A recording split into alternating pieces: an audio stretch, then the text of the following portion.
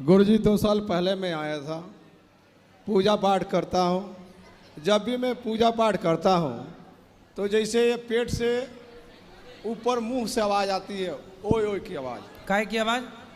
जैसे बुझाता है कि उल्टियाँ हो जाएगी। उल्टी? जब भी पूजा करता हूँ तभी उल्टी की तरह आवाज़ आ जाती है।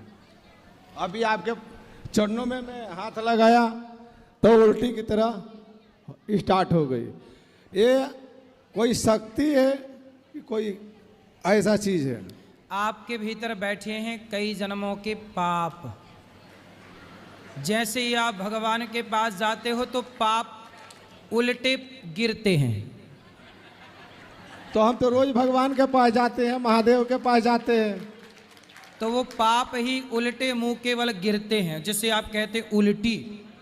उल्टी नहीं, उल्टे गिरे पाप। तो